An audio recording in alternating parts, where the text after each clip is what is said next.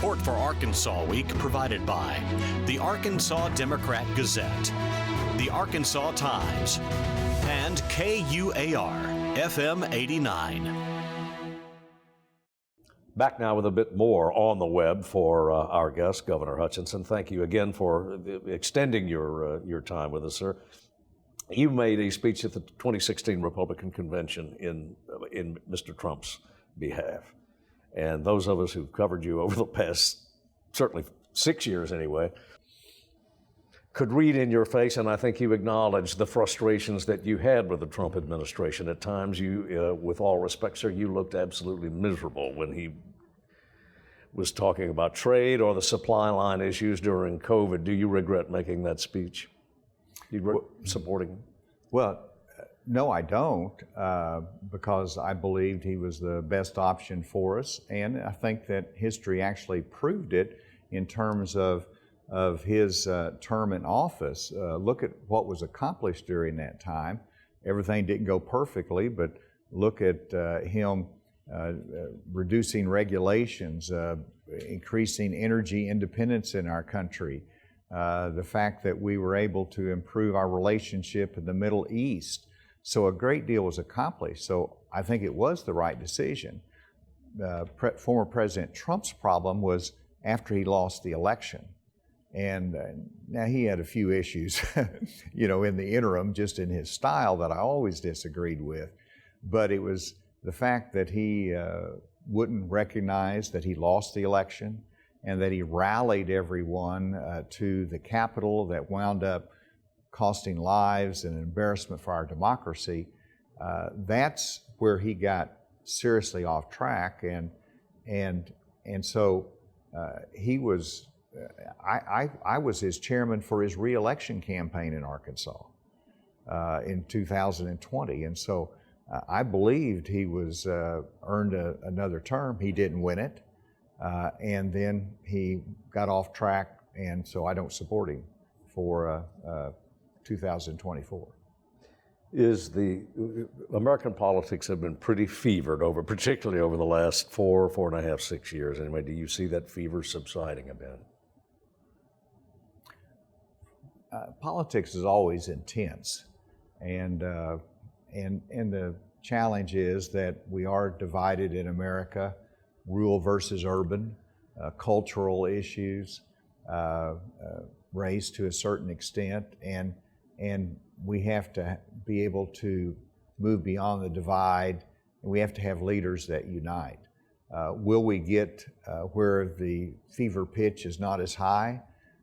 We'll see, but it's going to take leaders that stand up and don't listen to the loudest person in the room all the time, and will take a stand for principle and not just be passionate in the moment to get a few more votes or raise a few more dollars. I'm looking, sir, at as I suspect you have, at the maneuvering, the handstands that Mr. McCarthy, now the minority leader in the Congress, how he's having to put together a coalition to win the speakership by making concessions to the most extreme voices in his conference, in his Republican conference. What does that suggest? Well, he's doing what he needs to do to get elected Speaker, but in the end, it's going to be an improved session with Republican leadership, because we're going to be able to look at border security. We're going to be able to block the increased spending of the Biden administration. So it's both a combination of being able to do things to solve problems such as energy, but also blocking bad things. And so we're in a good position to do that. And while you can go too far in the oversight of some areas of the Justice Department is absolutely appropriate. Whenever you look at the excessive spending and the accountability for it, that oversight's important. So I think that Speaker, hopefully Kevin McCarthy will be elected Speaker, and that he'll be able to accomplish those results that I outlined.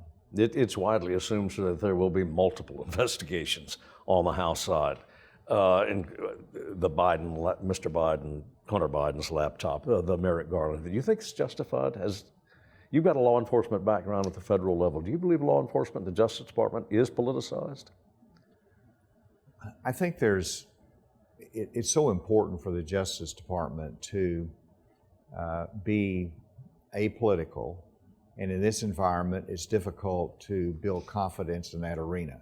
I think that Merrick Garland has made mistakes. I think that Jim Comey made mistakes, and it gave evidence to politicization and political outcomes.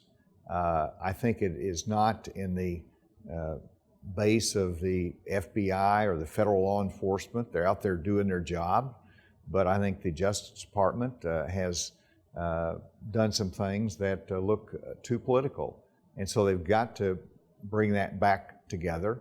Mr. Trump doesn't help because whenever he announces and he's a candidate, it's a no-win situation. Whatever happens, you appoint a special prosecutor, you don't appoint a special prosecutor, you indict or you don't indict, it's all going to be criticized. So they're in a very difficult position, and part of the responsibility of the facts that Mr. Trump has given. But those are areas of appropriate oversight if they're handled right. Congress doesn't do too well of depoliticizing those issues, but I was on the Judiciary Committee when I was in Congress. We had oversight of the FBI. We had hearings on many of their investigations. It's informative, it's necessary for Congress to do that. One thing that I hope doesn't happen and is the impeachment issue. I understand impeachment and what it does for a country, and if there is criminal wrongdoing, that's one thing.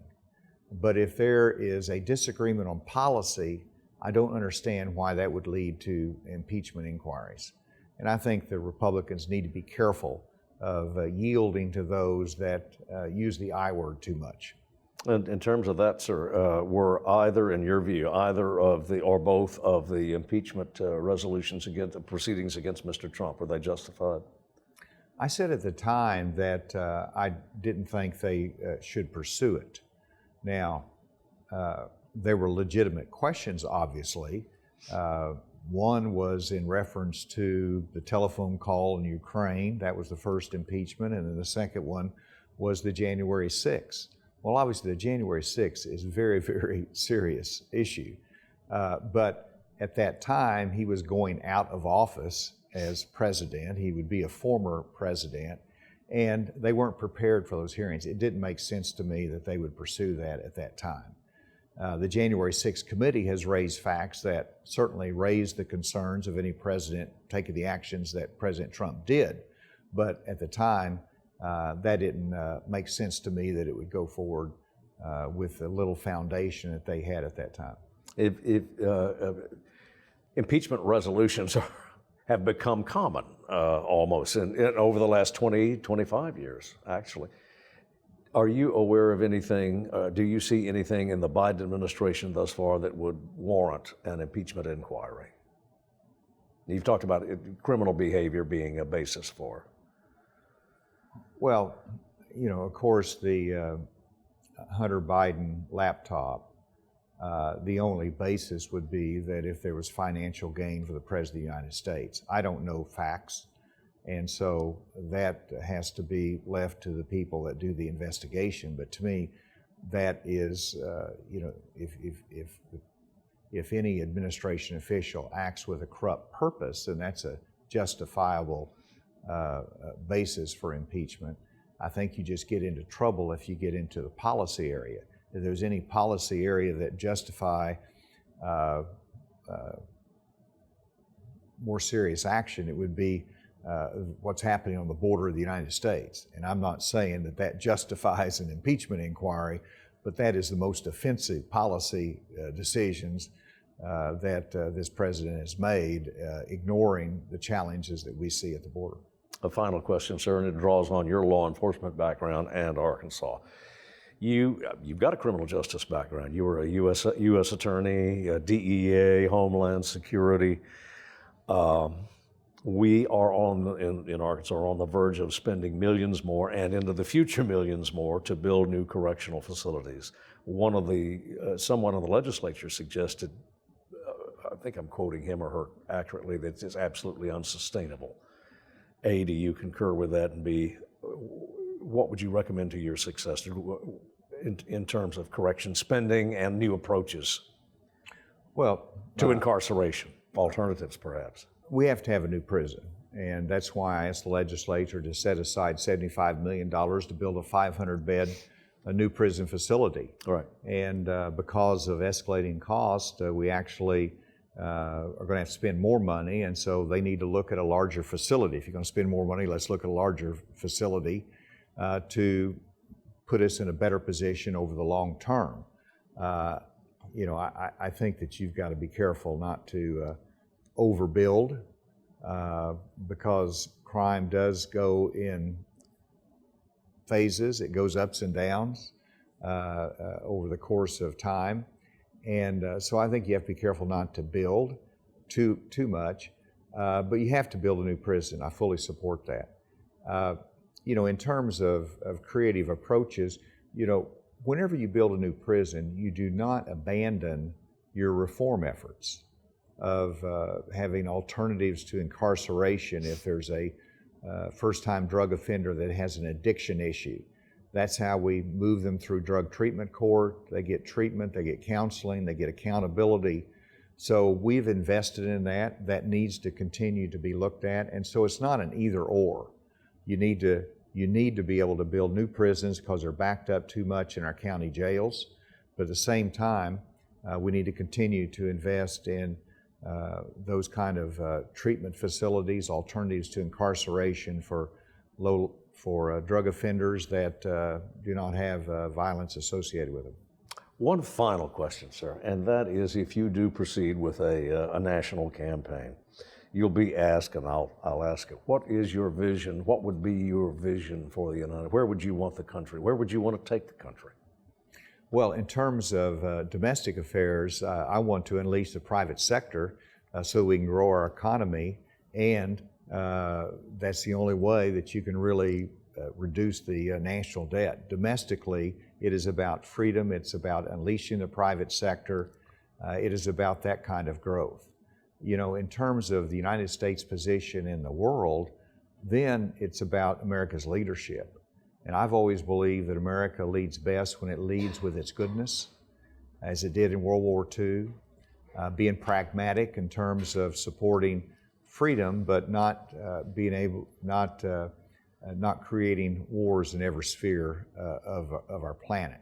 And so I would like to see strength at home through freedom. I would like to see strength abroad through the goodness of America being on display. Creating wars, sir? Are we now? No, yeah, well, if I understood you correctly. No, and that's probably a bad phraseology on my part. No, I'm not. We're not creating wars. We are supporting Ukraine's right position against Well, I'm thinking Russia. 20 years ago, sir, when we... Well, sure. I mean, going into Afghanistan was the right decision. Going into Iraq is much more debatable decision in hindsight because of the intelligence information that was in error. But that's not the right phraseology to say we create wars. Is that we get ourselves involved in wars. And that should be a balance. I mean, for example, you have a lot of autocratic governments, dictatorships that suppress freedom. We can't go in every place and say, you've got to unleash your citizens and give them more freedom. You've got to be able to, you can't do that with military power. You've got to do that with the soft power of the United States. Example? Well, soft power would be diplomacy. It is utilizing our spoken word and our example to create more freedom. Got it. Governor, thank you very much for your time. Thank you, and Steve. good luck. That's it for us. Thank you. See you next time.